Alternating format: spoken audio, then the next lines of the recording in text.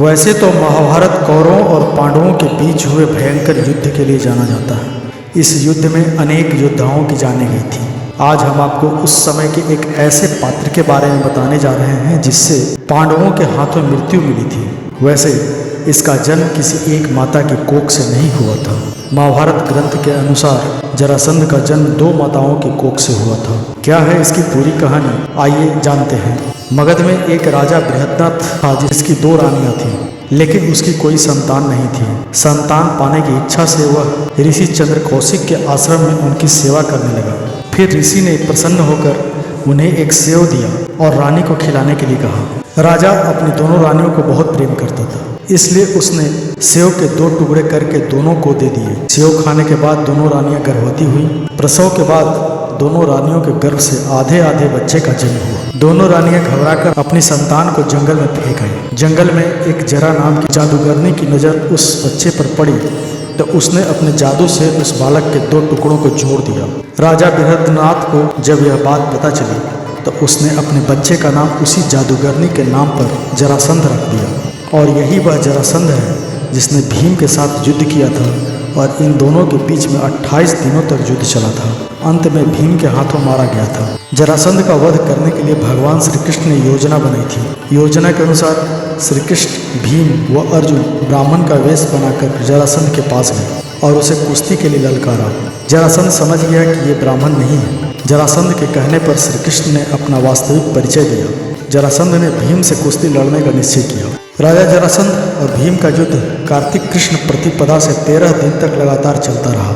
14वें दिन भीम ने श्री कृष्ण का इशारा समझकर जरासंध के शरीर के 2 टुकड़े कर दिए। जरासंध का वध कर भगवान श्री कृष्ण ने उसकी कैद में जितने राजा थे उन सबको आजाद करा दिया और कहा कि धर्मराज युधिष्ठिर चक्रवर्ती पद प्राप्त करने के लिए राजसूय यज्ञ करना चाहते हैं, आप लोग उनकी सहायता कीजिए। राजाओं ने श्री कृष्ण का यह प्रस्ताव स्वीकार कर लिया और धर्मराज युधिष्ठिर को अपना राजा बना लिया।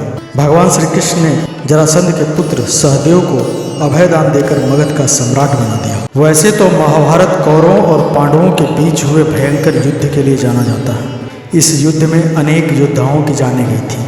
आज हम आपको उस समय के एक ऐसे पात्र के बारे में बताने जा रहे हैं जिससे पांडवों के हाथों मृत्यु मिली थी।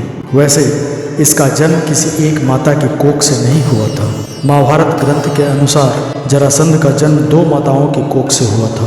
क्या है इसकी पूरी कहानी, आइए जानते हैं। मगध में एक राजा बृहद्रथ था जिसकी 2 रानियां थीं, लेकिन उसकी कोई संतान नहीं थी। संतान पाने की इच्छा से वह ऋषि चंद्र कौशिक के आश्रम में उनकी सेवा करने लगा। फिर ऋषि ने प्रसन्न होकर उन्हें एक सेव दिया और रानी को खिलाने के लिए कहा। राजा अपनी दोनों रानियों को बहुत प्रेम करता था, इसलिए उसने सेव के 2 टुकड़े करके दोनों को दे दिए। सेव खाने के बाद दोनों रानियां गर्भवती हुई। प्रसव के बाद दोनों रानियों के गर्भ से आधे आधे बच्चे का जन्म हुआ। दोनों रानियां घबराकर अपनी संतान को जंगल में फेंक आई। जंगल में एक जरा नाम की जादूगरनी की नजर उस बच्चे पर पड़ी तो उसने अपने जादू से उस बालक के 2 टुकड़ों को जोड़ दिया। राजा बृहद्रथ को जब यह बात पता चली तो उसने अपने बच्चे का नाम उसी जादूगरनी के नाम पर जरासंध रख दिया। और यही वह जरासंध है जिसने भीम के साथ युद्ध किया था और इन दोनों के बीच में 28 दिनों तक युद्ध चला था। अंत में भीम के हाथों मारा गया था। जरासंध का वध करने के लिए भगवान श्री कृष्ण ने योजना बनाई थी। योजना के अनुसार श्री कृष्ण, भीम व अर्जुन ब्राह्मण का वेश बनाकर जरासंध के पास गए और उसे कुश्ती के लिए ललकारा। जरासंध समझ गया कि ये ब्राह्मण नहीं है। जरासंध के कहने पर श्री कृष्ण ने अपना वास्तविक परिचय दिया। जरासंध ने भीम से कुश्ती लड़ने का निश्चय किया। राजा जरासंध और भीम का युद्ध कार्तिक कृष्ण प्रतिपदा से 13 दिन तक लगातार चलता रहा।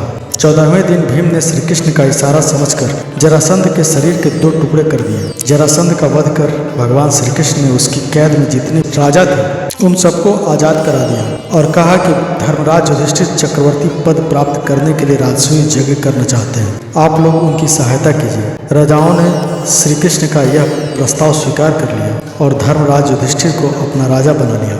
भगवान श्री कृष्ण ने जरासंध के पुत्र सहदेव को अभयदान देकर मगध का सम्राट बना दिया। तो मित्रों, हमारा यह प्रयास आपको कैसा लगा कमेंट करके जरूर बताएं। वीडियो को लाइक कर दें, चैनल को सब्सक्राइब करके बेल आइकन दबाना ना भूलें ताकि वीडियो संबंधित नोटिफिकेशन आपको हमेशा मिलती रहे। धन्यवाद।